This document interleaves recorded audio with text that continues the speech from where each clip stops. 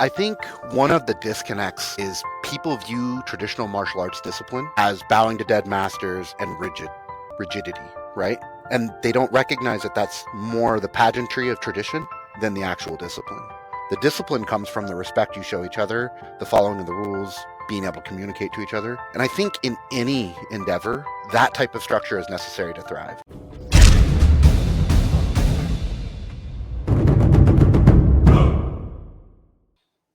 Hey, what's going on, everybody? Welcome back to another episode of Whistlekick Martial Arts Radio. Today, I'm joined by Ken Dunbar. Ken, thanks for being here. And for all of you out there, thanks for coming, spending some time with us. We appreciate you, whether you're listening or watching. Thank you for being here. Why do we do what we do? Because we believe traditional martial arts makes people better. We believe 6 months of training can set people up for a better life. And we're going to keep doing what we do here at Martial Arts Radio and all of Whistlekick. Check out whistlekick.com for all of it until we get everybody in the world to train. So your efforts to help us get more people training, whether that's direct support of us or getting people to watch the show, send them to whistlekickmartialartsradio.com where we've got all the episodes and the transcripts and all that, is appreciated. And if you want to sign up for the newsletter to get all the behind the scenes stuff on the show, make sure you check the show notes. Anywhere you find the show notes, we've got the link there for you to sign up for the email list. And with that, Ken, thanks for being on Martial Arts Radio. Thanks for having me, man. I'm excited. Yeah, I'm excited to have you here. And, I don't know where we start. The hardest part for me is deciding how do we transition from the intro to something that is neither contrived nor boring Yeah. for the guest.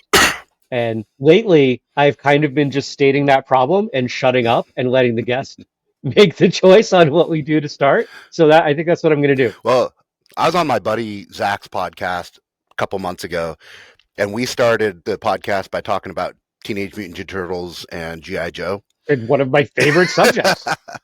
But I promised everybody I told them I was going to be on this podcast. They're like, are you going to do another 20 minutes of G.I. Joe and Ninja Turtles? And I was like, oh, I'll try not to. But I mean, I feel like you and I are close enough in age. I'm 41. I don't know how old you are.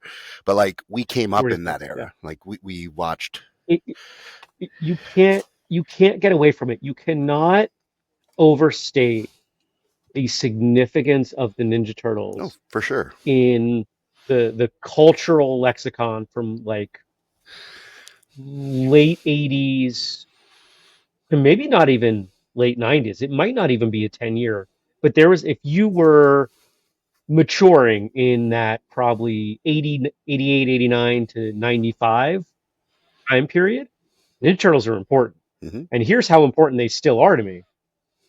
My girlfriend found me an advent calendar of Ninja Turtle socks. Yeah. I received 24 pairs of Ninja Turtle socks. Can you last month have your girlfriend send that to me so I can order it? Well, what we found very quickly is that these are not full-size adult socks, but I have narrow feet, so I can stuff into them. And I absolutely am making them work because it's 24 pairs of Ninja. Well, 23. There was a fuzzy pair. I gave them to her. Fair. Because, fuzzy socks. But the other 23 pairs are just phenomenal. And yeah, I'm guessing it was on Amazon. I'm going to have to look it up. Yeah. The best advent calendar. I was like, I said, there is no way this thing is full of 24 pairs of Ninja Turtle socks. There has to be, it's going to be a couple pairs of socks and like random, branded candy no, it was all socks the whole month. It was the best. That's amazing. I love it. Well, I mean, yeah, our generation came up on Ninja Turtles, and the generation before us came up with bad kung fu movies that were good for the time, right? Every generation since World War II has had some sort of pop culture that has led them to the martial arts, right? It didn't happen in a vacuum. The first people who practiced martial arts as we know them, right? Not boxing and wrestling, which are martial arts but generally aren't considered, happened after World War II when GIs started coming back from the Orient, bringing with them the things that they've learned, right? That's where we had this big, huge resurgence. But pop culture is really, really heavily influencing why people train to start. And now today, we have the UFC, which has a very similar effect as professional wrestling did in the late 80s, as Teenage Mutant Ninja Turtles did.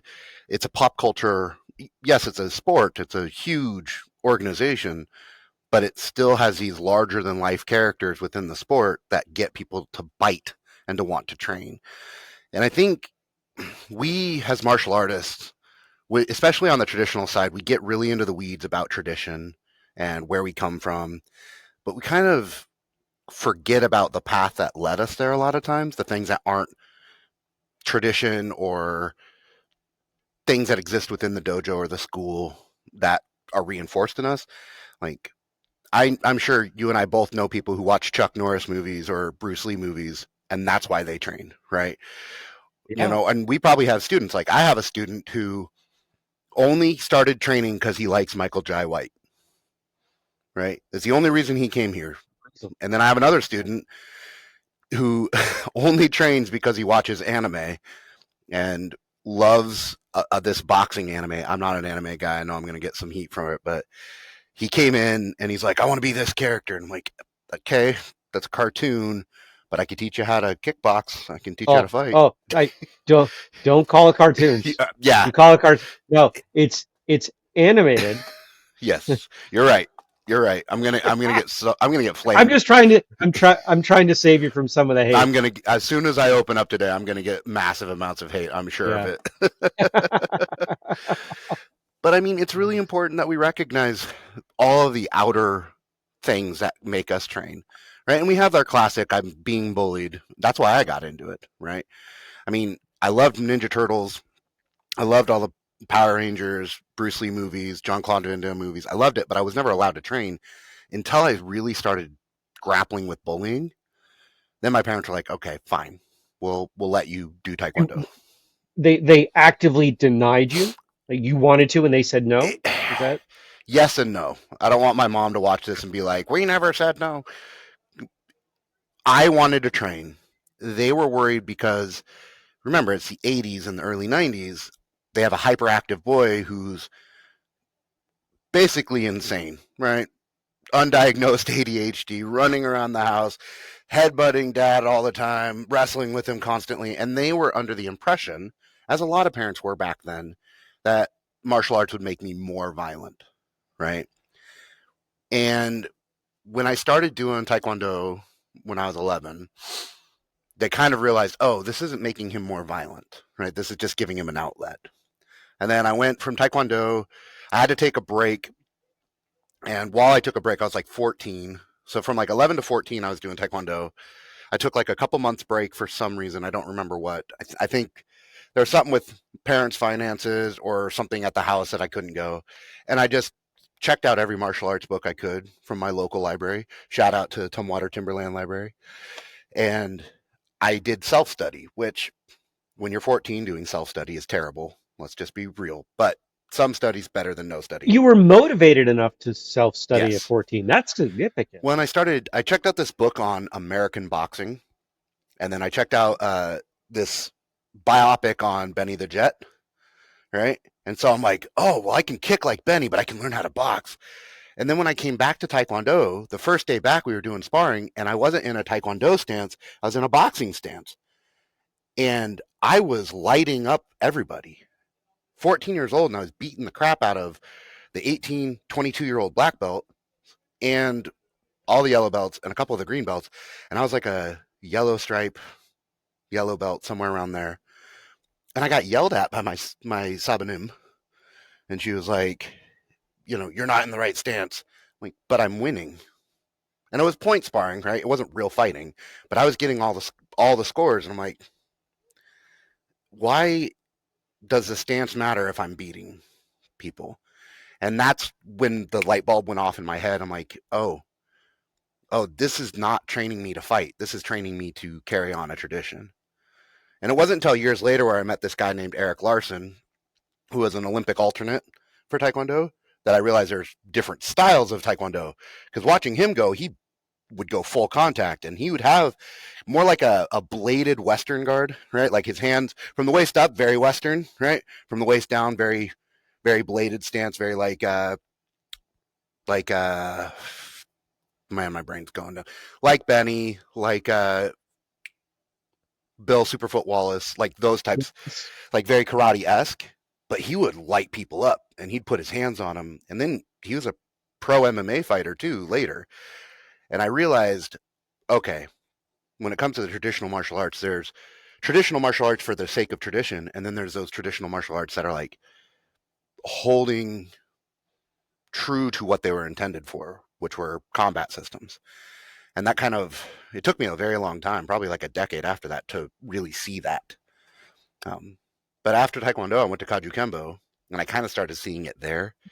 Before we go there, I want to go back. I want to go back to this Taekwondo school because you're not the first person to have this experience of I've explored something on my own. I've cross trained, and I bring that back into where I'm training, and it is unique enough that the people I'm training with don't have an answer for it. It's not something that would generally be taught, so it's not something that people are used to defending against. And you express the challenge that the instructor has of how do you deal with that, and there are a few ways to deal with it. Doesn't sound like that was necessarily the best one. You're standing wrong, but I'm winning. Was there fallout from that? Yeah, What happened? the fallout, I should say that like I'm a very anti-authoritarian person just in general, which is ironic because Mhm. I thrived when I was in the Marine Corps, but I'm still like a very anti-authoritarian person. I'm a punk rocker at heart. I hate authority, which again, ironic. I run a gym and I'm the head coach, but we don't use honorifics in my gym for that reason. One of those reasons, right? I hate being called professor. I'm a black belt in Brazilian Jiu Jitsu. Don't call me professor. Professor is for Marcelo Alonso. That's the lineage I'm under. You call him professor because he's earned it, or you call him master because he's seventh degree now, right? Kano, my direct coach, you can call him professor because he's earned it. I hate being called professor. I also have a black belt in karate that I earned, but I didn't earn. Right? I'll tell that story later. It's hilarious. You'll get a kick out of it as a fellow TMA guy. Uh, but I got that, and I don't like being called sensei. I hate it. I despise it. I have a black belt in the Silavoya Sambo system, the combat Sambo system. It's not the same as the FIAS system, so it's not recognized. And I'm sure you're aware of that type of stuff. It happens. Every single organization has its own standards, right? The time. Yep. Yeah. But so I have 3 black belts. If you want to call me something other than Ken, call me coach, right? If you want to give me a title, because I hate honorifics, because I hate authoritarianism. That's really what it comes down to. I got way off in the weeds. But this instructor was the I don't care if you're my customer, you're going to do as I say and why I say to do it. In some of that's necessary in the martial arts. I even do it here sometimes. Like, no, you need to do it this way. But I learned from her, you never say because I told you so or because this is the way we do it. You always have to have the reason. And if I can't articulate a reason, I tell my student, this is how I was brought up and this is what has worked, but I don't know why. Let's explore this together, right?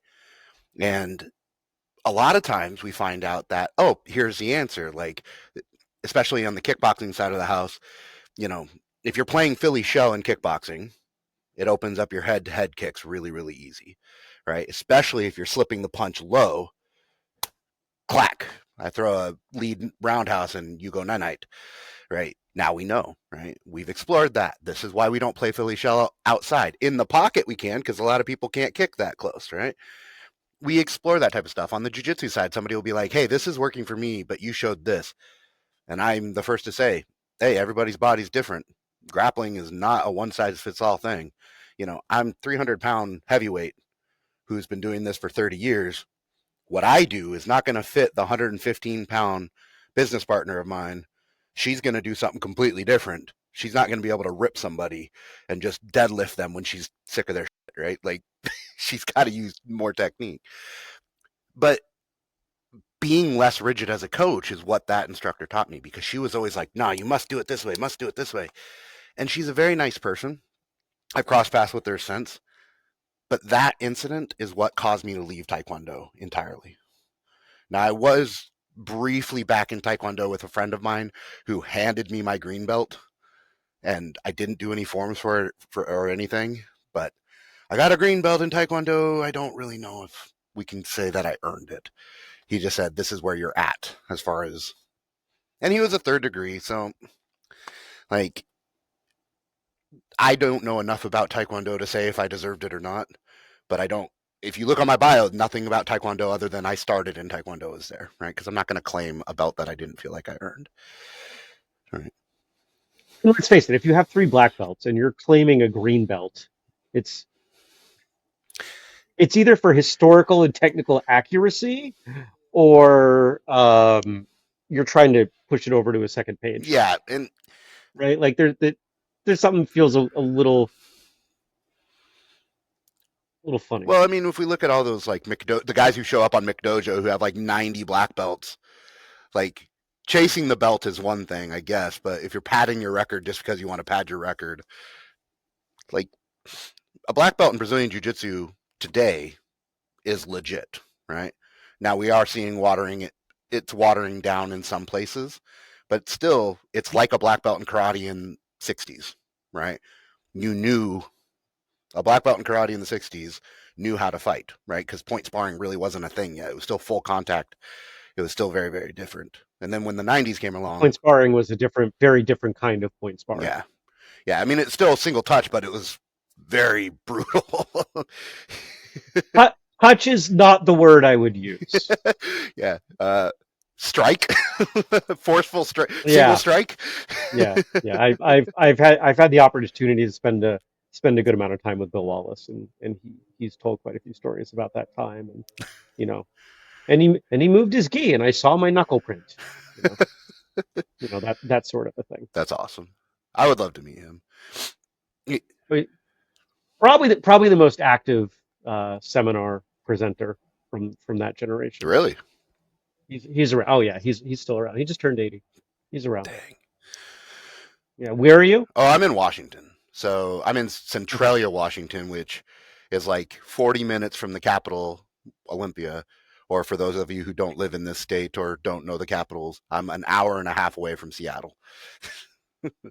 I'm in the halfway point between Portland, Oregon, and Seattle, Washington. I'm in like the exact halfway point. We did an event 3 years. First time we did it in Portland, and the second and third time we did it was in Puyallup. Oh, right on. Yeah, yeah. So, all right. So I suspect well, you did say that it was that incident that ultimately led to you leaving Taekwondo, Yeah. and I'm going to guess that if we look back on it, it felt like an unanswered question. That question existed, and you got an answer, but it wasn't a good answer. For me, it was Did that less. stick with you? For me, it was less about the unanswered Go ahead. question, and more about Okay. the you have to do what I say, Okay. right? And I think at this time period too, I was rewatching like the '60s kung fu show. It was rerunning on Mm. FX, and I was watching Green Hornet. And I was watching like I've always been into like Bruce Lee movies. I think once a month I was watching Enter the Dragon, like stuff like that. Um, in those media forms, there always was some technique or something that was expanded upon. This wasn't working, so we're going to try this, right? With the exception of the Green Hornet, because it's campy. They use gadgets to get out of it, unless Kato just came in and wrecked everybody, right? But when I had an instructor telling me, no, you have to do it this way, and I'm like, why? This is working. It was less the unanswered question at that time and more, you're telling me what to do, and what you're telling me to do is wrong, right? And then when I watch these movies, these people are the martial artists in these movies. They have their sensei, but the sensei at one point says go, and they learn themselves from that point. And that's what kind of clicked in my head. I need to be responsible for my own journey. Later, I found really good mentors who helped me answer questions and helped me forge my path, but were very much like, this is your path. We're just here to help you find answers. So, like Kano Melvin, Brian Johnson, these are really big guys for me. Brian's one of the best kickboxing instructors in this state. Kano is a kind of a diamond in the rough jiu-jitsu instructor, but they're very, very important to my journey. And then I came across this guy named Greg Swanson in Connecticut who taught me Sambo, and he also is very much like, here's the parameters I want you to work, but just work. Find what works for you. Like, this is the type of throw I want you to do. I want you to do prednia, which is a taotoshi for you judoka people, right? And he's like, okay, this is what I want you to do with your knee to keep it safe, but use any grip you want. And when I'm in a judo class, it's like, nope, your grips are going to be here, here, or here, here, right? Until your upper levels, then they start transferring grips. He was like, get whatever grip you have. This is where your body needs to be. That's your prednia. And it's like, oh, okay. I get to discover how I'm going to throw people or how I'm going to grapple my own way just using these parameters. So it was really cool when I met those guys. But she's the one who kind of made me go, nope, authoritarian. That's not where I want to be. I don't want to be somebody who says this is must be how you do it. When you realize that you can't make someone learn, the way you teach starts to change. Mm-hmm. All you can do is create an environment in which someone learns, that they want to learn, they choose to learn. Talk to a public school teacher. They will tell you, you can't make someone learn because they usually have a few kids in class that it's not happening, no matter what they do. And they spend their time trying to reach that person. And unfortunately, not everyone who teaches martial arts has reached the point of saying, hey, my job is to cultivate an environment where people want to learn and are able to learn rather than I'm going to try to photocopy my experiences onto somebody else. Which is what, unfortunately, not just in martial arts, but a lot of people that have some knowledge that teach it, that's what they do. Yeah. They're trying to duplicate their experience. Well, and in the spirit of true honesty, when I opened up here, that's what I was doing. There was a lot of this is what I was taught. This is the way we do it. Yeah. Well, that's kind of, you have to start that way at Yeah. some point. But the good news for me is I had Kano in my gym with Mm. me, and he would remind me like, that's not how I taught you. Like, I let you find your own path, and I helped you find your path, but I never said this is the way I do it. At best, he would say, or at worst, he would say, this has always worked for me. We can try it this way and find out what works for you. There was always that nuance with him, right? And then I had a kickboxing instructor that I hired for a bit named Devin Goda, who is absolutely brilliant, and he's a very close friend of mine now. We meet for breakfast every couple of weeks. We do ice cream bro dates. It's amazing. Um, but he's just an amazing coach. He's so brilliant. He's so intuitive. He's probably the best fight analyst I've ever met in my life. And he sat me down one day and he's like, you have to quit demanding respect from your students by saying, this is what I do. And you need to start getting respect from them by helping them find their own thing, by showing them what you know and then letting them do their path. And it was a harping thing. And I'm very thick headed. I don't listen very well. It takes a lot of input to get me to change behavior.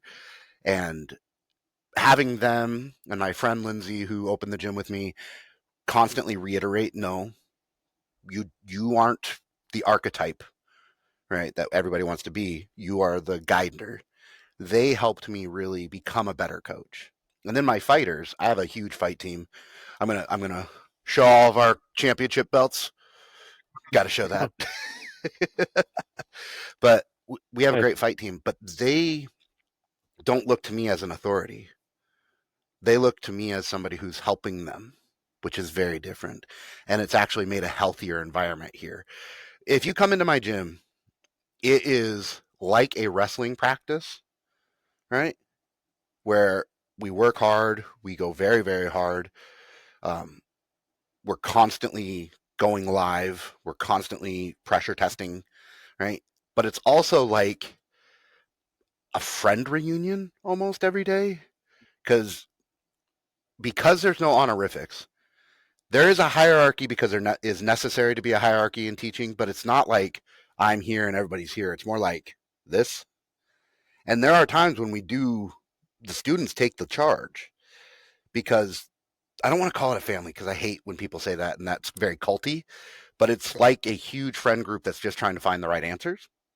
It's very Socratic. So when you come in, the vibe is very different than most martial arts schools. I won't say it's chill. That's not the right word, but it's very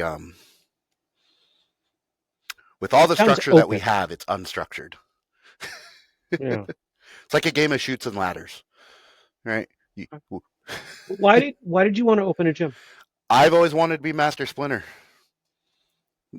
Ah, okay. When I was like, So do you walk around with like a bocan or a cane when I had my and surgeries, I was walking around with a cane and I was doing Billy Robinson impressions. All right, we're gonna grab like this and we're gonna twist them like that.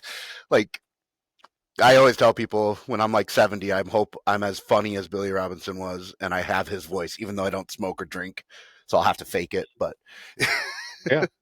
um, when I was really, really young, like 2 to 5, I wanted to be Michelangelo or Raphael, depending the day, right?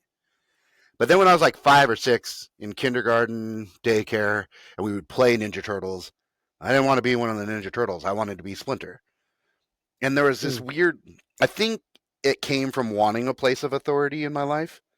Because as much as I love my mm, mom and she's going to get mad when she hears this, she's very authoritarian, which is probably where my rebelling comes mm, from. Um, mhm, so I think I lacked some sort of cognitive basis for having authority in my own life for a while. And just to clarify, my mom and I have a great relationship now, but she was a single mom in the 80s for a while. It was really hard. Uh, yeah, I had one of those. and shout out to my dad when he came along. Things chilled out a lot. I love that guy. Mm, Uh, nice. but when we would play, I'd always want to be that. And then when we did like Power Rangers, I was always Zordon, right? And this was before I started shaving my head. I Mm, wasn't bald then; I had hair, but I don't know what it was. But I always wanted to be that person who was looked to as somebody who had the answers, right? Or somebody who could give guidance, right? was there, so I'm going to speculate in asking this question based on my life. Were there people in your childhood, probably your earlier childhood, that filled a bit of that, supplemental parental role that you were able to go to that gave you that guidance outside of your mother? Mm, Was there somebody that was your master splinter? well, I think my dad, the man I call my dad, Kevin, he came into my life very young. He came into my life when I was like Oh, okay, two and a okay, half. Um, okay. The way you expressed it, it sounded like it was later than I that, mean, but I can see he that. came in early, but he Mm, didn't. My mom. It took a long time for my mom to realize she was safe. I think with him mm, because she still. I mean, even to this day, she's still very matter of fact and very like this is the way I am type of that very authoritarian thing that I rally against. And I know that when my wife watches this or when any of my friends watch this, they're gonna be like, "You're the same way. What are you talking about?" uh, I am the same way outside of the mats. I think I'm less authoritarian on the mats. It's a weird thing, but I think my dad he was like my first master splinter. He is super into social sciences and history, and Mhm. even when I was like 5 or 6, we would have very academic conversations, right? A lot of which was above my head at the time about world events. Um, the troubles in Ireland were going on really big when we were young, and every time the IRA came on the TV, we'd have a conversation about it, right? Um, when big events like Bosnia happened, my childhood talked about those events. We didn't ignore them or my parents weren't the type to turn the news off or just let the news play and not talk to the kids about it. If we had questions about world events, my dad would sit us down and be like, "Yeah, what do you want to know?" Or he'd mute the You had TV. siblings. Huh? You have siblings? Yeah, I have a little sister. Um, Okay. yeah, Steph. She goes by Ani now. She is probably the only person in my life that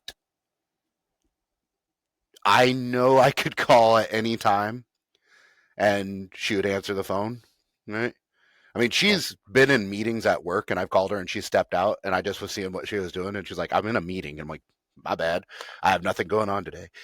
Um, Yeah, I have two other siblings that I met later in life. I met my biological father a couple years late, couple years ago. Okay. Um, we didn't know about each other, which was kind of a unique thing. But Oh, wow. but now I have this cool whole new bonus family, and yeah, so I Nice. got a brother and a sister on that side too. So it's really cool. They don't know what to make of all this martial arts stuff. My brother wrestled, but that's the extent of what he did. And yeah, my bio dad is very clueless when it comes to this stuff. So every time we talk, he's like asking me a million questions about martial arts. How do you explain what you do? Because, I mean, there's gaps we've got to go back and fill in, but, when you put those pieces together of what your training's been and the gym and the use of the word coach and the belts on the wall, I'm sure people have put together that, sometimes you're training and competing in a bit of a aggressive way, maybe a full contact Yeah, yeah, way, right? yeah. I mean, Like, that's we're kickboxing and MMA and school, really, what it comes down to. okay. Okay. So I was looking for a playful way to, clever way to say that, and I completely lost it. But the point being, most people don't volunteer to get punched in the face. Yeah, Even in the traditional martial arts world, we are generally okay. If you get if you take a shot to the face, it's usually because somebody went harder than they were supposed to, and somebody missed a block. Whereas you step into the MMA world, even the amateur world, it's going to happen. It's by design. yeah. You have to accept that this is inevitable. And that's not something most people can wrap their head around. So, how do you try to explain I always lead with I'm not sane, right? that? And Okay. I think anybody who fights, right, who enjoys fighting, not people who are forced to for survival, right? But I think GSP said it right. Like, you should be a martial artist who fights, not a fighter who does martial arts, right? Okay.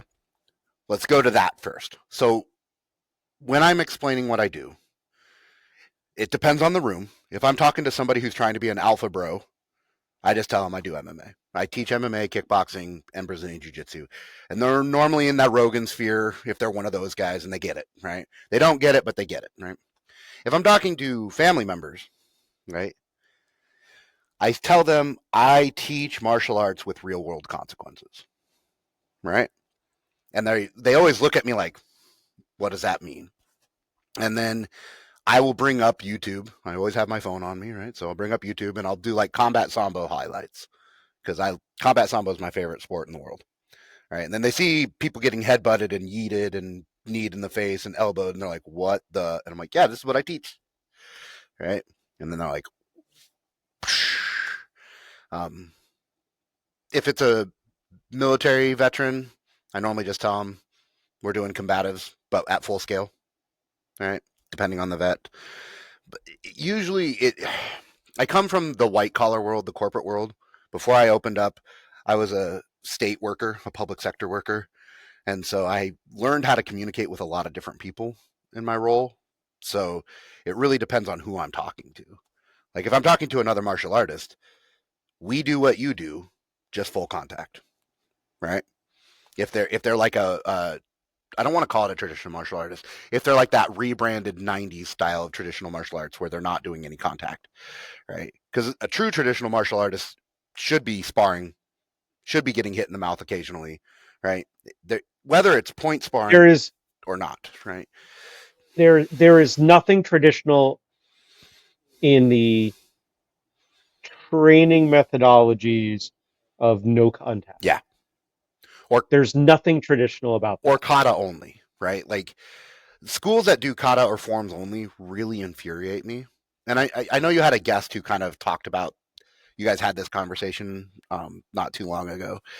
I can't remember his name, but for me, the schools that do kata best are the ones that treat their katas more like shadow boxing or solo drills rather than set forms.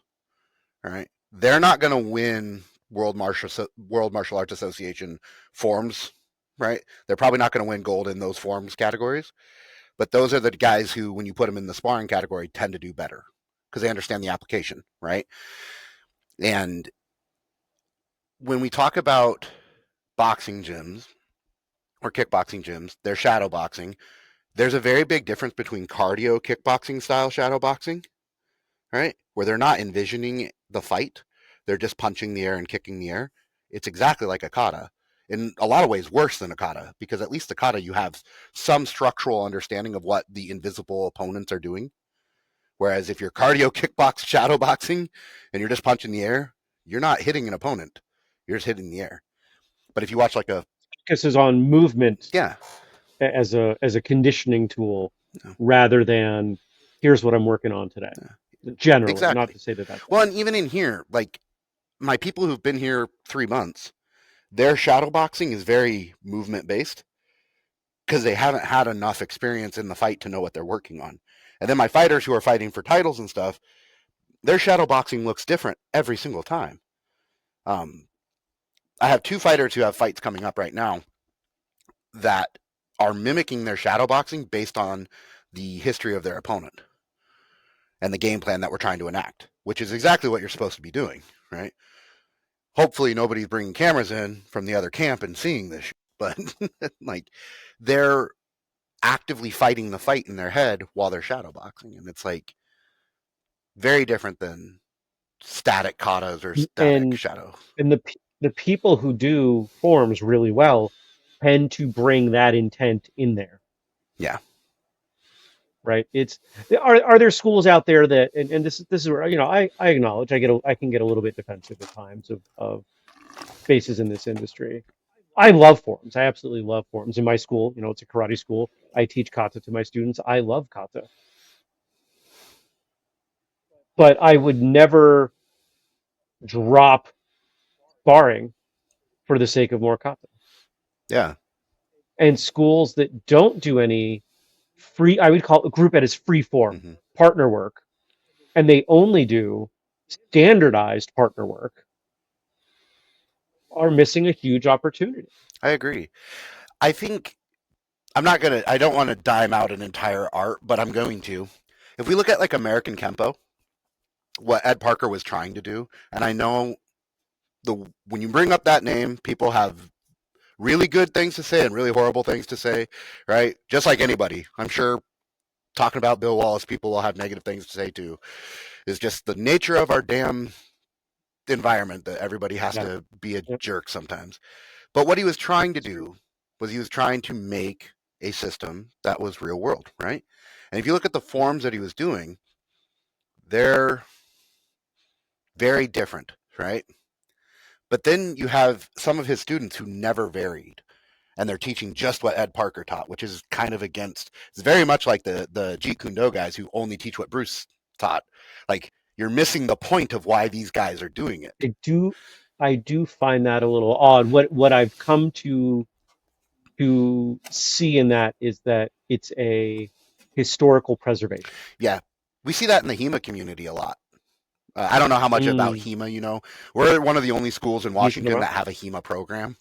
Uh, Oh, that's really yeah, cool. shout out to Arthur. He's a nationally ranked HEMA dude, Order of the Wolf, which that's an SCA thing, but it means he knows how to actually hit people with sharp sticks. Is is Arthur his actual name Yes, that's his or actual name. is that Right. okay? He's also a Marine like Feels like me. it's Preston. He dropped bodies in Iraq, but when you meet him, he's the biggest nerd in the world, right? And you're like, this dude is just a larper. And then when you spar against him, you're like, oh no, this man is very, very good at his craft and is incredibly dangerous. And this is terrifying. If we go knife on Okay. knife, I can normally hang with him and beat him most of the time. We do anything else, rapier, longsword, saber. That man cuts me up like a Thanksgiving turkey. I am trash. He just he destroys me. Anyway, I'm getting way off in the weeds. HEMA has a problem where you have HEMA is the martial arts of anthropologists. All right. And for those out there that may not know the acronym, historical European martial arts, Exactly. it's what we think about the knights, sword and Mm-hmm. shield and morning stars and like that sort of Yeah. deal. That's why I made the Arthur joke. Yeah. But Yeah. please continue, Ken. Well, English martial arts, that YouTube channel, I can never remember the actual guy's name. He did a really interesting video on this, and I agree 1,000%. The best fighters in HEMA right, are often criticized as being the least to treatise or least to manual by the academics, right? And the issue with that is the academics are wrong. Because when we look at the treaties, or we look at the plates, or we look at the plays, we're limited by the artistry of the time and by the language of the time, right? So if we look at I-33, which is often referred to as the foundation of HEMA, it's the oldest preserved treatise. It's a sword and buckler treaty, right? And it was written to help train priests who were on pilgrimage from getting accosted by bandits, right, and highwaymen. And when you look at the video or the videos, the plates, they're in that early Renaissance style. You can't tell which way they're holding the blade half the time because we hadn't had the true renaissance of Da Vinci and Michelangelo studying the body and learning how to draw and all the great masters. We had just two steps above stick painting, two steps above cave painting, right? So when you're looking at these plays, you're having to think really, really hard about what this might be saying. So if you don't look exactly like the play, right, the academics will say, well, you're wrong. But if you've actually fought and you know how the body moves and you know how to wrestle, all of HEMA is based on wrestling. And if anybody says otherwise, they are historically ignorant. Because wrestling was the first thing every swordsman learned how to do, right? If you know your footwork from wrestling, you can be a better sword fighter than the people who know the plays plate by plate. And it's one of those issues in HEMA, and I think it's in most traditional martial arts now, where you have the people who are so And rigid. it's in every martial art, Yeah. right?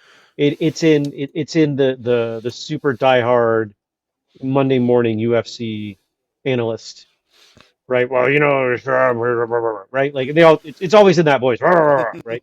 Everybody talks in that voice when they're saying those things because there is there is the way things should be based on the way they have been, but anytime there's evolution, the way things should be is at least partially inaccurate because of evolution. Mm-hmm. And you've brought up MMA and the UFC, and if you look at anything other than the very first generation of high level MMA, the blending that has gone on has not only occurred organically, it's become necessary. Yeah.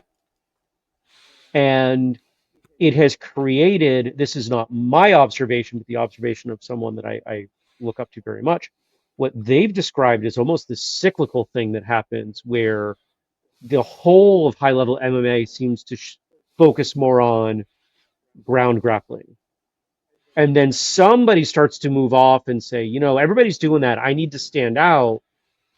So I'm going to focus more on striking. And I'm not saying that it goes from one to the other that cleanly, but there's a shift as everyone constantly refines and learns from each other. Yeah. That's evolution. That's how it should be. Yeah. I agree. And I don't want to bring politics into it, but like conservatism, right, just in its general sense, is about maintaining tradition, right? And Mhm, progressivism is about learning and improving, right? And there's always this mhm. conflict in every aspect of life, like whether it's martial arts, politics, finance, doesn't matter. The more we learn, the more we data that we have, the more we should grow. But there are people who don't want to grow. I'm convinced of it. And we see that really bad in the martial arts. And I'm going to dime out jujitsu too. There are still schools in jujitsu, Brazilian jiu-jitsu, that believe the way Helio did it, the way that Helio did it is the only way. And there's some beauty in that, right? But you have to remember, he was fighting people who didn't know his system. Jiu-jitsu has evolved, right? I don't remember which black belt said it, but jiu-jitsu evolved from fighting untrained people to now overcoming people who know jiu-jitsu, right?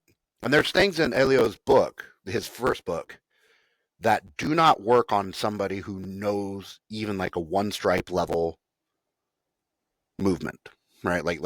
They're one stripe white belt. There are things in that book that would never work on them because it wasn't designed for them. It was designed for people who didn't know jujitsu, right? And so when we look at these types of evolutions, the people who constantly say, no, this is the way Ed Parker did it. This is the way Elio did it. This is the way Bruce Lee did it, and are so rigid and refusing to grow, they're the ones that ultimately hurt the practice. They're the ones that ultimately hurt martial arts. They're the ones that have these lies too, like, oh, our stuff is too deadly for combat sports. No, it's not. Because you can come to my gym and I'll let you eye gouge me, kick me in the groin, and fish hook me. You can do that. I won't, and I'll still beat your ass. And it's not, I'm so good, I'm so amazing. I can do those things too, and I know how to defend them because I've pressure tested them here. Like 1 week of the year, we do John Wick week, where a knife or a gun is instituted in the middle of grappling, right? Okay. And guess what? It becomes really, really, really brutal, really, really, really fast, right? Back when I had the gym at my house, when there were no insurance issues and people weren't paying me money and it was just boys being boys, right? We used to put MMA gloves on, mouth guards in, shin guards on, and go full contact with knives. No mask. Not the smartest. I fully admit. I'm surprised nobody lost an eye. But you know what? I learned how to fight with a blade. I learned how dangerous it was. Right? Even though they were plastic knives, the amount of times my skin was broken open with them or I had bruises, pretty freaking high. I learned what worked and what didn't. When you have these people who just do root memory, and we're seeing it in Krav now too, which hurts me because I trained Krav once with some Israeli paratroopers, and the way they train, very different than American Krav. Mall Krav is the worst thing to happen in martial arts ever since the weakening of karate in the 90s. I'm convinced that it's actually worse because Krav is all about not having structure, but then they teach these very structured root responses. And it's like, wait a minute, that's not how the Israelis train, right? They give you a basis and they're like, okay, if the knife comes here, this is one thing that might work. And then when they go live, you see them attempt that, it doesn't work, and then they just follow up with as many strikes as they can in isolation, right? You don't see that down at the mall, right? The Krav guy from Premiere not diming out that system in general, just like there are good Krav schools in America, but you have to look really, really hard for them. And there's a lot of good karate schools in America. I mean, if I had the chance to go to Wonderboy Thompson's school, I would in a heartbeat and learn karate from him because one, I know it works because he's doing it in the UFC, but two, he has the tradition, he has the structure, but he's so good about making sure that it fits, right? His other students, you watch them spar, they're amazing. It's not just him. He's not a diamond in the rough type of thing. They have preserved the combat element of karate in such a way that's so beautiful. And I know they do forms there too, which is really hilarious to me. I just do a UFC fighter doing forms is funny to me for some reason. I don't know why. Like I'm going off on a tangent here though. This whole show is tangents. I love tangents. They're the best. So we've got to connect a dot in here. We've got Yeah. to connect in your timeline this 14, 15, somewhere years old to you said Marines, and I'm guessing you opened your gym after you came back So from serving. at 16, I started training Kajikembo. Then I went away to art Okay. school, which is really Hmm. ironic. And there was like a martial arts Hmm. club in art school. And it was like there was a brown belt in judo, a Golden Gloves boxer, two state wrestlers, uh, a dude who was like a fourth or fifth degree black belt in Taekwondo, and we all just beat on each other every Saturday night. That's literally all it was. Just hitting pads or each other every Saturday night. It was really fun. It was a great time. It's one of my fondest memories of my entire life. But it really made me realize that structure didn't mean shit. All that mattered was pressure testing and learning technique, right? Like you don't need to have somebody up there telling you what to do. You and your group of friends who all have different skills can combine and become something better. And then I failed out of art school for partying too much.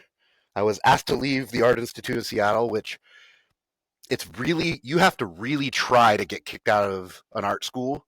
You have to be really, really terrible. And yeah, I hold that honor of partying too much at an art school to get kicked out. I had no direction in life. I was like, what am I going to do? I went to the recruiting center. Air Force said they weren't hiring. Army dude wasn't there. The Navy guy said, I'll be back in 2 hours. Can you wait? And it was like 5 o'clock at night, you know.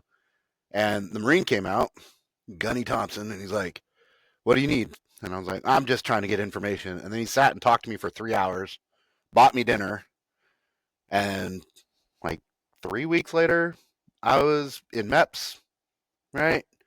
Um, my parents said, you're not going to make it. You're never going to be a Marine. Not because they were trying to dissuade me. They just knew that Mr. Anti-Authoritarian wasn't going to do well. And so to rally against their authoritarianism, I went to the Corps, graduated boot camp, and I did very well in the Corps until an injury. And then I got out early due to the injury. Not anything cool, not combat related. I was ordered to ride my bike in a typhoon under some alcoholic beverages and ended up blowing out my MCL. So, yeah. And they didn't repair it. It compounded, made it very hard to work out. So, ultimately, medically sept. Came back home, went back to that Kajukemba school, realized it really wasn't what I wanted. It was too TMA for me. There wasn't enough full contact. And so I started a fight team. And I had like 10 by 10 of tatami puzzle mats that I'd put in my parents' front yard and just beat on my friends. That's how we trained. And I started a fight team. And then I got in touch with Brian Johnson and we got on one of his fight cards and lost spectacularly. And Brian, uh, very, very beautifully amazing, called me up and said, hey, I know you're training out of your yard or your garage, whatever garage will have you. If you want, you guys don't have to pay a membership fee. You guys can pay just a use fee. And at the time, like his membership fee was like $150. This was like 2008, I think, around that time frame. 2009, somewhere around there. And instead of $150, we have to pay $25 each for a use fee. And I was like, sweet, yeah, we'll do it. My whole team came in, and it started with me teaching them in his facility. But it didn't take long before we just started integrating in the class. And at no time did he ask for more money. All right, he's a brilliant man. He knew he was got us, and we just kind of joined the Brian Johnson fight team and Glacier MMA at the time. And then one by one, my fighters' life happened, and they stopped fighting and they stopped training. And it wasn't too long before it was just me as the only Glacier guy at Brian's. And Brian and I had a great friendship. I met Kano there, started doing jiu-jitsu heavy, learning how to do kickboxing, learning how to be a coach, not just a thick-headed Marine who beat his people, but actually learning how to cultivate. I got Brian's initials tattooed on me right here. Right? He he gave me so much, and he knew that I wanted to open a gym. So instead of just teaching me the martial arts and the kickboxing side of the house, he taught me what it meant to be a businessman in this game, which a lot of people don't have. And there are practices I don't do because I don't have the ability ethically to do them. Like, I don't charge people for drop ins. To me, that's wrong. I know a lot of people do. I don't charge for belt tests because it's wrong to me. Like, um, I don't do contracts. I'm month to month only because I hate holding people. Right? Oh, you got somebody going on? There are dogs upstairs, and I'm just listening because sometimes they get into I trouble. get you. I have a golden lab at home who is the exact same way. Oh, oh, fast. But he taught me the business, and then in 2015, my wife and I had a baby, my daughter Ari, and we bought a house. And on that house, it was 1,100 square foot garage, and I bought mats for the garage, laid them out, and started training people out of my garage. And I was still teaching at Brian's. At this time, I was a grappling coach. And then there was some drama within the grappling organization, and I stepped away, gave it to somebody else who was a senior belt, and I still showed up to Brian's to train and get my time in, but then I was teaching at my house and then slowly stepped away from Brian's, not out of any animosity, but I just started growing my school. And then I did that from like 2015 to 2019 ish. COVID hit, and I didn't have a school. I just had guys who were coming in training. So when the restrictions hit here, I don't know how it was in your state, but when the restrictions hit here, you couldn't go to a gym. It was against rules, but you could still visit people.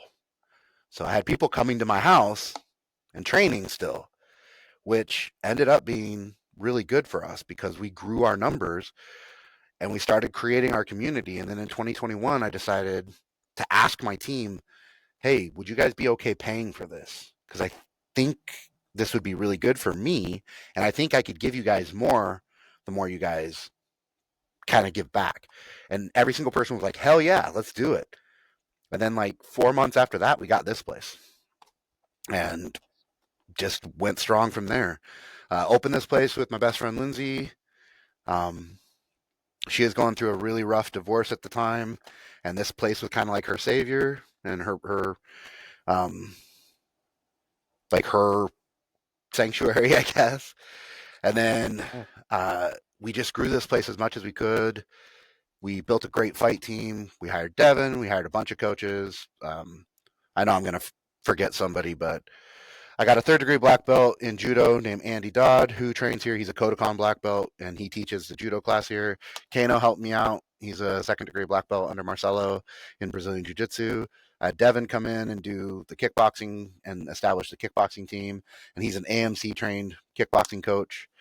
I got Jared Tier, who's a buddy of mine from Ryan's, who runs the fight team now, or who helps with the fight team. Then I got all my student coaches, Kai, Matt, Drew. I know I'm forgetting somebody. Oh man, Julie. Julie's the number one ranked 125 amateur kickboxing champion in this state, and she runs our kids kickboxing program. She's amazing. And then we got Arthur, the HEMA instructor, of course. I know I'm forgetting somebody. Oh, and then Lindsay, of course. Lindsay is our women's instructor for jiu-jitsu. So This is quite the team. And I'm if I think I'm yeah, hearing you well, correctly, you didn't I go learned very looking young. for them. They just kind of they were all there. You didn't wake up one Uh, day and say, I need a yeah. judo coach. Or maybe you did, but that's not how it sounds. No, it was more. I've always been the jack of all trades, master of none type of guy. So I knew when I opened this place, I wanted people who knew more than me about their arts to help guide me, to help me better, right? So like on the kickboxing side of the house, I can hang with anybody. I can hang with any coach in kickboxing. I can go to any kickboxing school in the world and get through a class, right? Unless an injury happens. But I'm not going to be the best. I'm going to be mid tier at best. Devin is elite. He's an amazing kickboxer. Jared was a pro kickboxer. He knows more than me about the actual competition aspect, right? On the jiu-jitsu side of the house, I'm pretty decent. I am a black belt. If I go to any school, with the exception of maybe Danaher School, I'll be viewed as a black belt, right? But I'm not the best. I'm not the most well-rounded.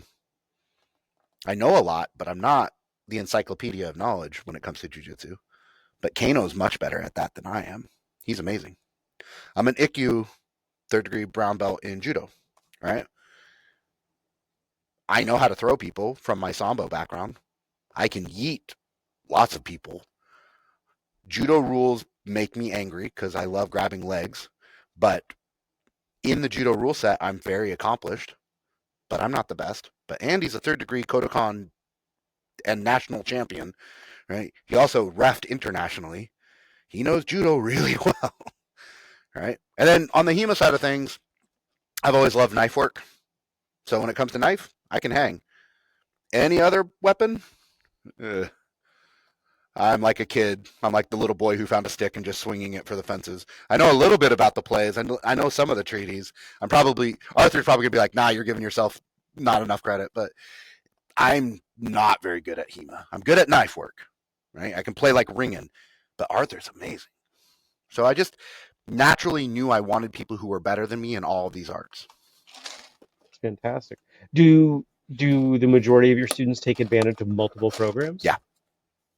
So the way we do things here, we're really unique, I think, at least around here.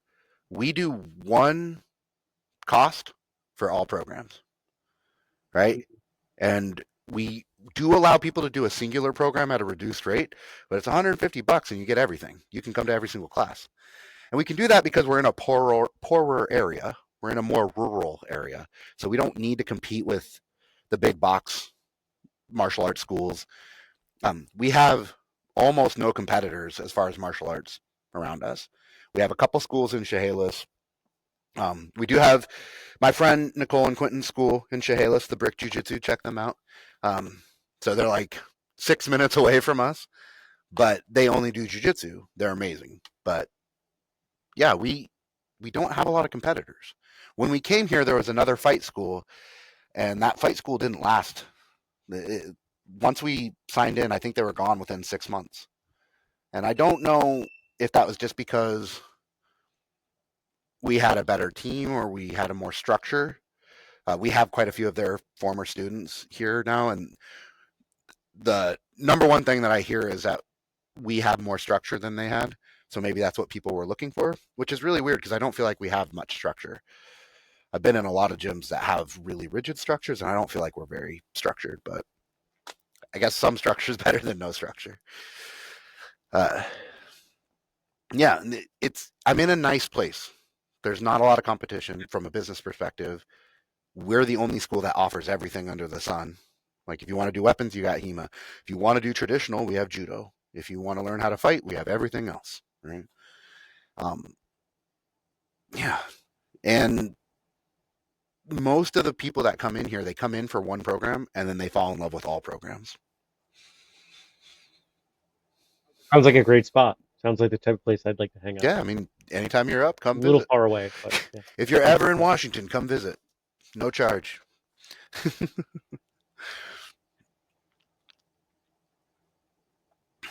We should start to collect our thoughts and slowly walk towards the exit here. One of the things that we talked about, I think it was before we officially started recording, was some of the benefits that traditional martial arts could take from what we might call less traditional or mixed or modern martial arts, right? You had brought that up. Have we gotten there? Because if we haven't gotten there, I think we I should. think we touched on it with like people wanting to hold tradition rather than improve, but I don't think we really dove into it. Um, I think before the camera was on, so to speak, we talked a little bit Yeah. about how there's a lot of traditional martial artists who think they can fight who've never been hit or something to that effect, right? And I think one of the things most traditional martial arts don't have right now is pressure testing. But I actually kind of want to flip it on the head. In my world, in the combat sports world, people dog on traditional martial arts constantly. And they see people like Wonderboy Thompson as an outlier, statistical outlier, but not indicative of what traditional martial arts can be. I think the thing that my side of the house or our side of the house that are more combat sports oriented can take from tradition is recognizing that there's a reason these things existed, like the high block or the low block, right? Which if somebody does this in a taekwondo sparring, nobody's going to say anything, right? But they do that in kickboxing, they're probably going to get knocked out. However, if you watch boxers, this is the only difference, and a high block is a high block, and it works, right? Now, if I understand that, right, and I understand why they're chambering, I can take that and modify it a little bit and bring it into the modern context and still keep those traditional techniques, just looking a little different. And I think a lot of my side of the house or our side of the house forgets that. Forgets that these combat systems came from combat first and then they were nerfed for commercialization, right? And I think there's another piece in there that's important to remember. Traditional martial arts, as we understand them today, come from family legacies, family lineages. And generally speaking, if you're a parent and you're trying to raise a child, you probably want to give them as much good stuff as you can. I don't think anybody in the traditional martial arts world has ever said, this is the most efficient way to learn how to fight. I've never heard anybody make that claim. Not in recent memory, no. Count Dante probably did. I don't know who that is. You don't know the story of Count Dante? No. Brother, he's infamous. He had a dojo war in the 70s and killed somebody. Oh. He's a Is this one of the first generation online no, forum bro, no, things? Okay. dude, this was back of magazines. Count Dante, Oh, Fist of Death.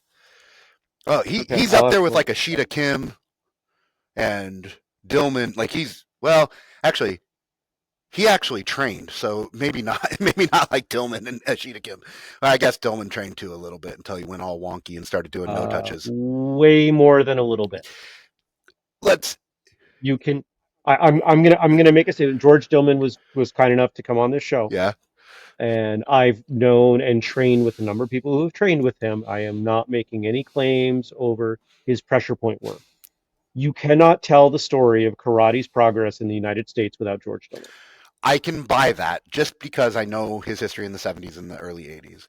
However, his legacy is tarnished, and I think we can leave it at that, right? Because we don't need to get into the hyper frequency and all that stuff, but Nope. Count Dante Um, was a karate practitioner in the 70s, like a really good one. But then he went off the friggin' rails. And Count Dante is not his real name, but he went off the rails okay. and they got into a weapon on weapon fight, his students versus another karate dojo, and somebody was stabbed with a basento and died in the 70s. Wild. Yes. Wild. I'll send you some stories after we get offline.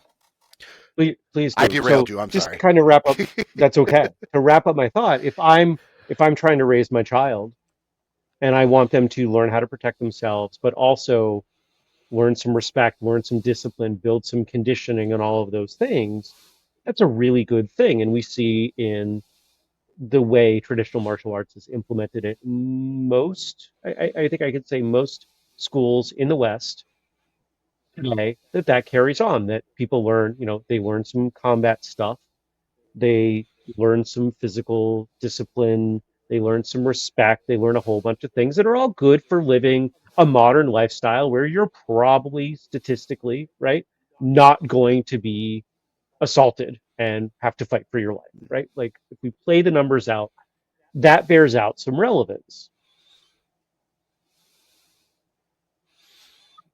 I think there's some when you and maybe somebody figured this out 150 years ago. In my observation of the limited set of people that I've been around who started and exclusively trained in the MMA space, that hyper focus on the combat side of things has not developed respect and self discipline.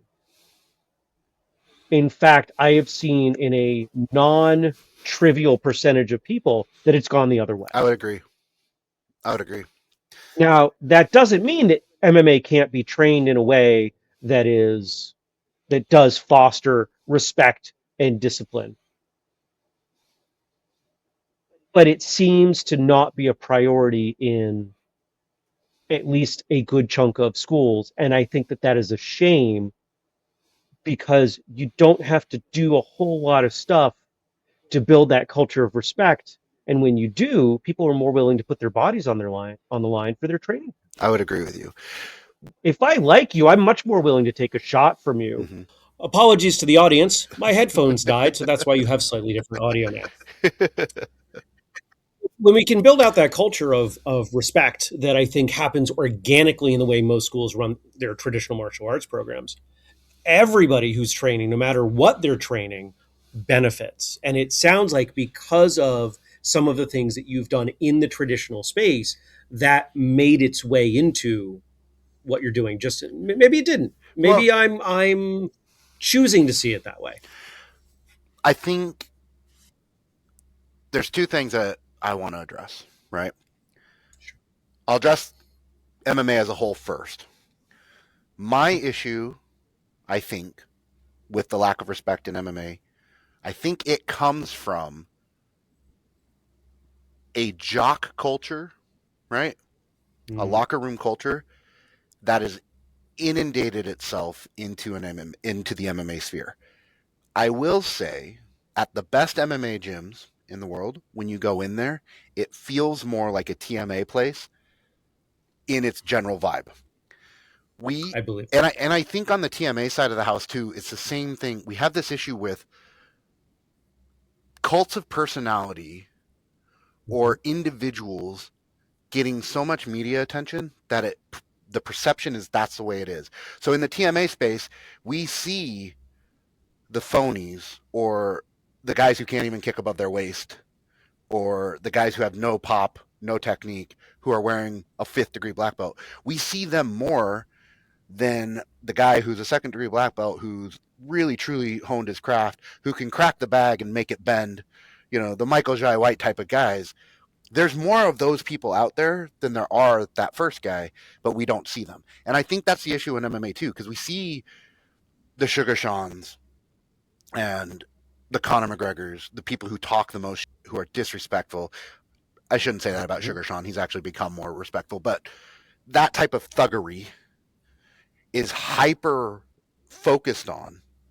And then you have the people like Frank Shamrock, who is congenial, understanding, empathetic, but he's from my generation as I was coming up. Like he's one of the people I looked up to coming up in combat sports.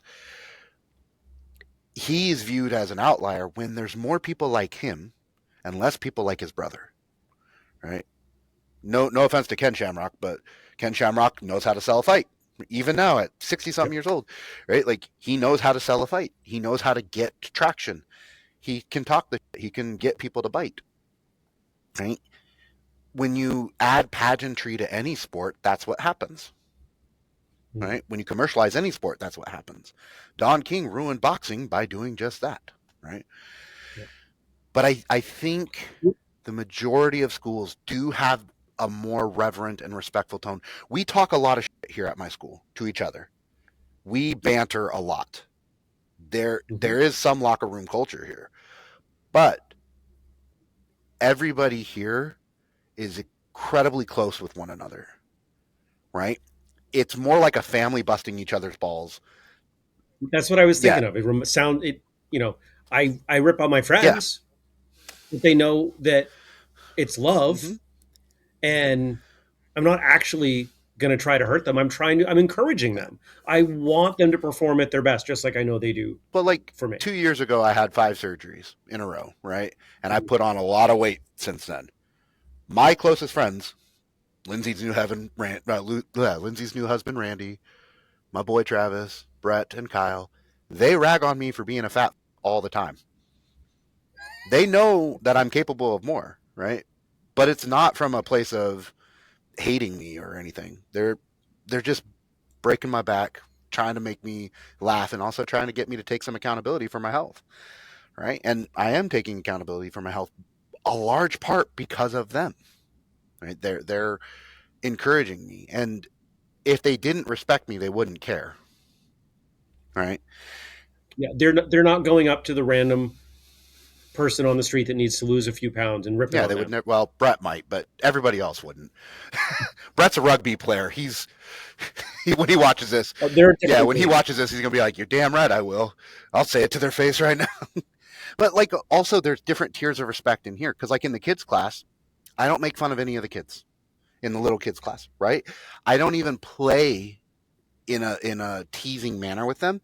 I will play with them, like tickle them, throw them around. You know, I don't throw submissions on the kids. That's messed up.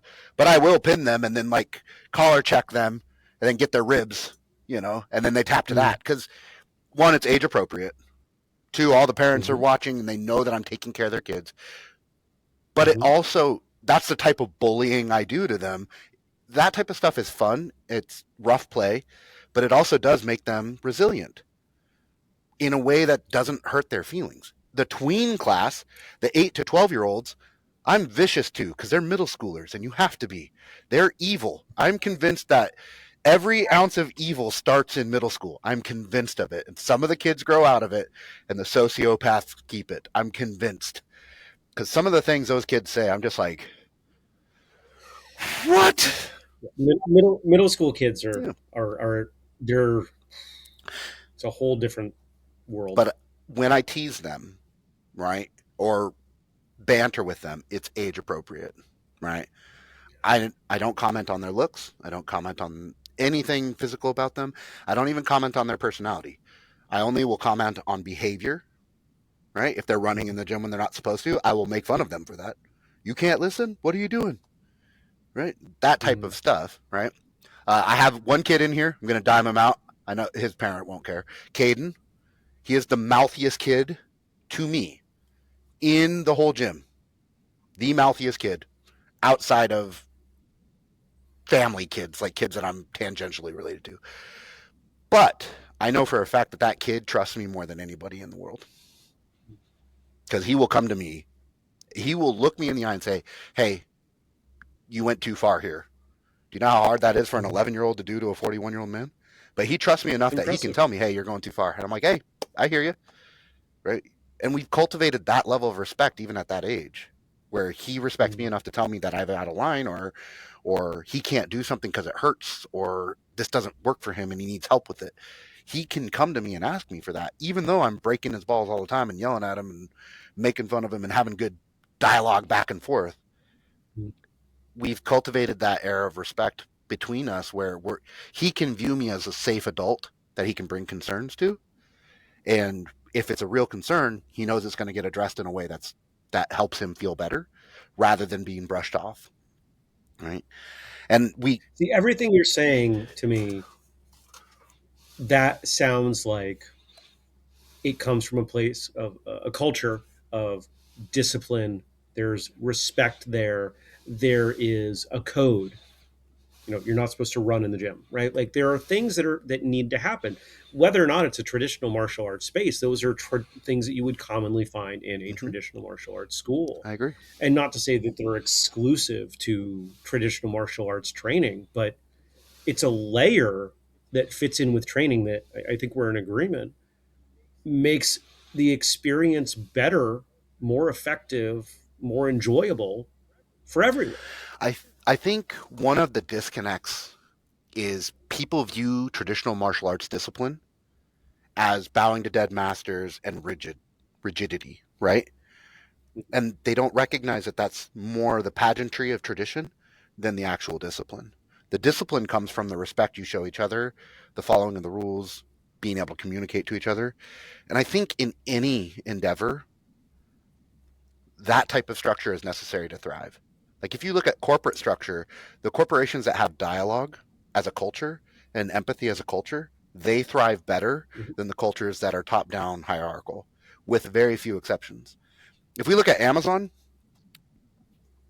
in the white collar world of Amazon, right, there's a lot more dialogue that occurs between peers than the blue collar side. The blue collar is very hierarchical and very rough, and all of the bad that we hear about Amazon predominantly happens there. On the white collar side, the corporate side of Amazon, there's still horrible things that happen. I don't want to be a Bezos apologist or anything, but one of the reasons that they do so well is they do allow a lot more kaizen between departments and communication between departments and that constant trying to be better, right? It's still cutthroat because it's corporate America, but it does well because it has that communication and that respect as a ground line. The contractors on that side aren't treated very well, but the people who are part of Amazon core by and large have good experiences in that realm. And I think it's the same thing in martial arts. If I go to a TMA school and the sensei is very rigid out honorifics and you must pay deference to me and like all of the bad that we know about, it's no different than going to an MMA school where it's a former fighter who just beats on the students because he wants to relive his glory days. It's the same toxic environment, right? But if I go to a TMA school where the sensei wants to uplift us or wants to help people be better, doesn't matter if it's Aikido, which I have very poor look on from a technical perspective, right? It doesn't matter if it's Aikido, Taekwondo, Karate, whatever. If they're trying to help people be better, it's a lot better environment than a school that is all about whoever's in charge being uplifted every day and having their ego stroked.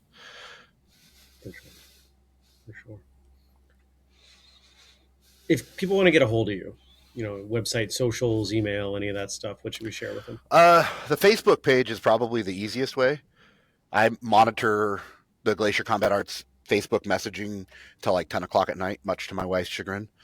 There have been times where Melissa is like, hey, turn your phone off, go to bed. Okay. But yeah, that's probably the easiest way to get a hold of me. Okay. Yeah. Okay, we'll link that in the show notes. Right on. This has been great, Ken. I appreciate you coming on, and we've had it feels like kind of almost two different conversations that we kind of joined together, but all really good stuff. And it's important for me because there are so many folks out there now who seemingly have a foot in each world, or at least did, right? I don't draw a thick black line between traditional martial arts and mixed martial arts.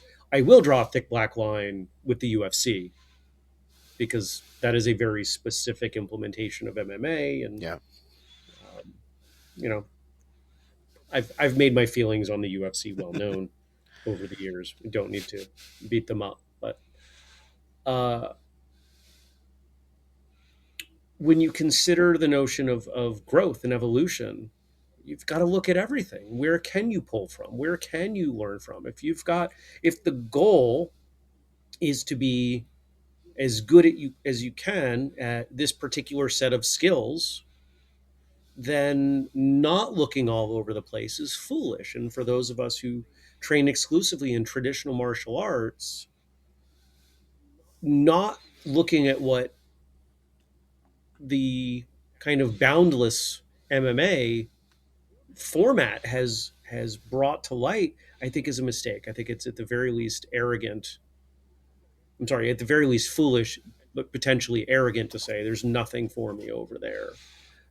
And if you think that all MMA is the UFC, you are sorely mistaken. There is some incredibly good stuff. In fact, I still love watching amateur MMA. Is it still some of the most enjoyable combat I've ever seen? The type of thing you spend $20 and, half the people on the card have never fought Yeah. before and their opponents like helping them out in the middle of the match, right? Like I love watching that stuff because it is the spirit of traditional martial arts, but it's just implemented differently as I I see it. agree. You, And I've learned so you much. want to hear something funny? I Please. get made fun of by my peers and my fighters. I don't watch the UFC at all. I don't watch ONE FC. I will occasionally watch Glory if one of my favorite fighters is fighting, but I don't watch him. And whenever they ask, they're like, "Why don't you watch fights? Like, you're a coach. You need to understand the meta. You need to understand." No, I don't. You guys aren't fighting in the UFC. You guys aren't fighting in Glory. You're not fighting in ONE FC. You're fighting local regional. So my job is to focus on the now. You guys have the dreams to get there. When we get to that point, that's when I'll start watching it again because they're your peers now and I need to get you there. But I've watched thousands of fights now in my career. I started out watching every single UFC, every single Pride, every single Dream, every single ring. Like I'm infant MMA from 93 on. I was watching as much as I could. All right. Mm. I saw the first UFC when I was what 8 years old, 7 years old, something like that. Right. I watched the first UFC live. I have been in this game for a very long time. It's more important to me to watch your next opponent at the amateur event that we're going to, at Redemption, which is one of our local cards, or Northwest Fight Challenge, which is Brian's card, right? Or War, shout out to Landon. Mhm. It's more important to watch a fight there and get you guys ready for that than it is to watch, I don't know, Khabib retired now, so that's a bad example, but to watch Khabib murk somebody or some other Dagestani because you're not there yet. I need to focus on you guys now. And I get a lot of flack for it. They're like, why don't you watch real fights? I am watching real fights at the level that we're all at. Like, they don't understand it. But plus, I've watched over 4,000 fights at this point. I love it still, but it gets daunting.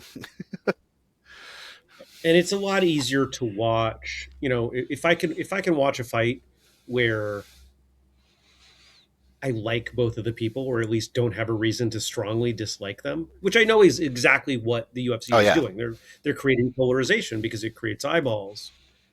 But to me, it's gross. There's enough gross in the world. I'm not going to choose to watch When I gross. was in my 20s or 30s, I loved the pageantry. I loved the professional wrestling aspect of combat sports, just in general. Mm-hmm.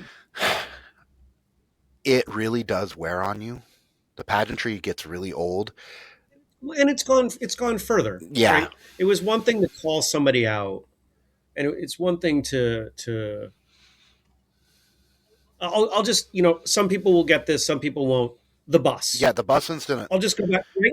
I can just say the bus. You know what I'm talking about. That was the line in the sand for me. That's when I was done. I've met Mike Chiesa a couple times because he's trained at Brian's occasionally over the years.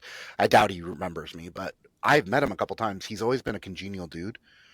When he got the glass in his eye, I felt personally offended. I felt like, hey, this dude's from Washington. What the hell? Like, even though he and I aren't friends or even like really acquaintances, we've shaken hands a few times. I felt like one of my friends was hurt, and it made me not want to watch any of the cards future. Like, when violence spills out of the sport, it pisses me off. Yeah. Keep the violence in because there's a difference between violence and combat. Yes. Sport combat and violence should be different. They are not the same. And maybe we need to have you back on. Maybe we need a part 2 where we talk more about this, because I think it's a subject that we're probably both very passionate about. And we won't solve it because there's too much money in there for two guys to solve it over the internet. But I would love that conversation. I'll come back on. Heck yeah. Okay. Let's schedule it. Let's do it. So how do we want to wrap today? We've been all over the place. What do you want the audience to take away from our conversation? From our conversation, I'm not sure, but anybody who hasn't trained or who has taken time off from training, get back in. And I don't care what you train. Be surrounded by this stuff, right? And every single person knows when they're being fed bullshit. Leave when you feel it. Don't stick with somebody and think that it'll get better, right? Go with the people that can demonstrate to you that it works and stay with them. You don't have to be loyal. You don't have to be créange, right, and go train everywhere, but find somewhere where you feel like home and train. And I don't care if you're in a wheelchair, if you have cerebral palsy, if you have to use a cane. If you find the right school, you can be a part of this community and it'll change your life.